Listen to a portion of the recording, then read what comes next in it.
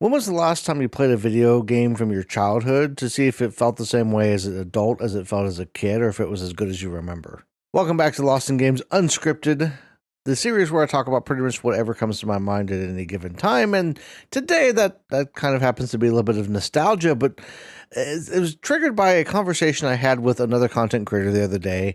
We were talking about the Walking Dead, generally speaking, and they had actually played the game at a lot younger age than I did, and we were talking about how that maybe skewed how both of us perceived it, and how we maybe explained a little bit why we looked at it in a little bit of a different light.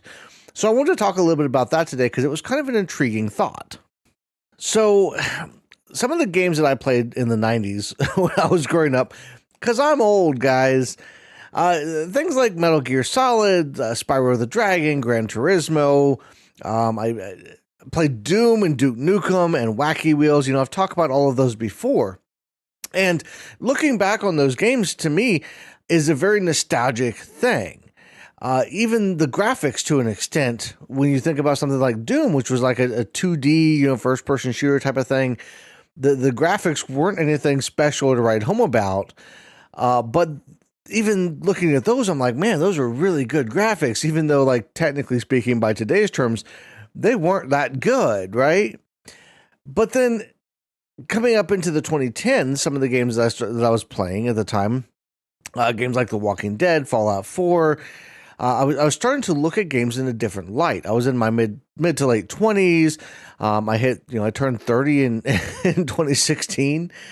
And so, and I was in a much different place in life than somebody who was maybe 10 to 15 years old. And I know a lot of you guys out there in the audience, based on the YouTube metrics, are somewhere between 18 and 35, which, it's not bad, but it means that during the mid 2010s, when a lot of these games that I've talked about were coming out, a lot of you might have been in your teens. And so for me, as somebody who was in my mid to late 20s, who had a wife and kids, and I had been in the military, I'd been to Iraq and back by that point. Like, I had a very different perspective on life and on the content that I was consuming, whether that be video games, movies, television shows, that kind of thing. And so it kind of got me thinking, like, how, if you played the Walking Dead game, for instance, back in the 2010s when it came out, if you were, 10, 15 years old, have you played it more recently? Maybe after some life changes. Maybe you have hit adulthood. You've gone off to college. Maybe you've started a family. Maybe have you tried playing that game or any other game from your childhood, regardless of when that childhood was, as an adult, to see how it holds up? Not just the graphics and the mechanics, that kind of stuff, but the stories in those games. Have you ever stopped to think and really look at how some of those characters that you maybe didn't like before look in a different light? Now, for me, even though I was an adult when the Walking Dead game first came out, when I went back and played it through the philosophy and ethics lens, and last year, basically, another, I think would have been 12 years or so since the Walking Dead game came out, because I think it came out in 2013, if I remember correctly. But if I look back on how I thought about it when it first came out, because I played it originally when it first came out, and how I felt about it last year, even in that time frame, being an adult in both timelines, the game was a lot different for me. I was looking at it from a different perspective because my kids were older. I look at somebody like Clementine. I look at somebody like Lee, I don't think it ever actually says his age, but he was probably in his 30s or so, at least, right? He was a college professor. He had a wife. He had, so he'd been an adult for at least a while. So he was probably in his 30s when the whole thing, the zombie apocalypse started. So looking at it through that lens and trying to think about, as an adult, as an older adult, having kids and seeing Clementine and Lee's relationship there, seeing how Kenny acted around Duck, it brings a different perspective and a new light to everything. And that goes for just about any game that you can think of that you could play Going all the way back into the 90s, I think of something like Metal Gear Solid, which I loved Metal Gear Solid as a kid.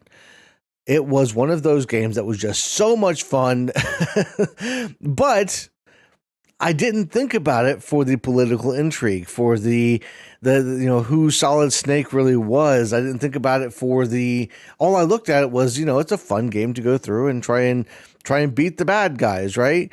And now being an adult looking back at it and thinking to myself, okay, well, I've been a soldier, so I kind of had an idea of what it's like for Snake in a way, as far as that's concerned, what the military mentality is, that kind of thing. And I think about how the world is now and how I look at politics and that kind of thing, and the political intrigue that was actually there kind of behind the scenes with the way that the way that Campbell and all them were talking to Snake and what they were telling him to do, and the government agencies behind all of that.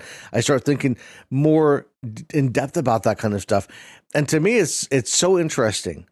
And I haven't gone back and played that game yet. I'd like to play it at some point. Maybe not for the Philosophy and Ethics series. I don't know that there's a lot of philosophy and ethics behind Metal Gear Solid, but might be interesting. But even without going back and playing it, I can kind of remember it. I can kind of think about the differences and the love story that's in there is in there with I want to say it was Octocom, or what was that, whatever the doctor's name was. He was in love with Sniper Wolf, and like there was the whole thing there. And so I think about that kind of stuff now as an adult, and I'm like, man, it's so different. And I think one of the best things you could probably do as an adult is go back and replay some of the games you played as a kid and see how you see them differently. See, maybe give them some more thought. I think one of the common things, especially if you grew up in the 2010s playing games, maybe you watched streamers or Let's Players, that kind of thing on YouTube, and you connected with those communities. And then you grew into an adult, you stopped playing the game, you stopped following the community, and maybe you have those nostalgic memories about those games. I've had people that have commented on some of my videos that I can tell, like, they have some really nostalgic feelings. They never really went back and took another look. They still have that look. They still have that memory of when they were a teen playing the game and how they perceived those characters and how they perceived those individual moments. And they've never really gone back and given it a second thought. And some people in the comment sections of my videos have said that, oh yeah, now I see this in a different way now. This is really cool. And that's what I think is important to do, is go back and look at that stuff. And maybe not just games. Do it with books and movies and TV shows. There's a lot of books that I read growing up that I think would come across a little bit differently as an adult. Not just because a lot of them were written for kids. I read the Goosebumps series growing up and that kind of stuff. I was really, really big into the Black Stallion for a while, which was a fun series. So like looking back on those books now, I'm like, man, yeah, they were written for kids, but maybe there was some more intrigue. Maybe there's some more things in there if I go back and kind of relook at them. That goes for TV shows, movies, that kind of stuff too. So that's really what I want. The point I wanted to get across with this video was maybe take some time the next time you have a hankering to play a game or an older game or something like that. Take some time to go back and play some of those games that you played as a kid and really think about what those games meant in the moment, what they mean now, the stories, the characters. See, maybe there's some stuff that you missed from the developers early on, maybe, or the writers, if you're talking about a book or something like that. Maybe there's things that you missed. Obviously, yeah, there's things like cartoons where you can go back and you can see like the adult humor that was in the cartoons that a lot of people didn't really think about, or kids didn't really notice because they were kids, right? And you see it as an adult. That's not the stuff I'm talking about, though. What I'm talking about is the more deep kind of stuff, the stuff that maybe you didn't miss just because you were a kid, but maybe you looked at it from a different angle. Maybe you saw it, but you saw it differently. So that's what I wanted to get across with this video. It was just something that was on my mind, something I was thinking about. I'm sitting down to record some videos today, and that was the first one that came to mind. So if you like the video, hit the like button, subscribe, all that good stuff. I'm going to be hitting 40 years old in a couple of weeks. So I'm trying to see how many subscribers we can get before then. And I've got patrons and channel members if you want to join all of that.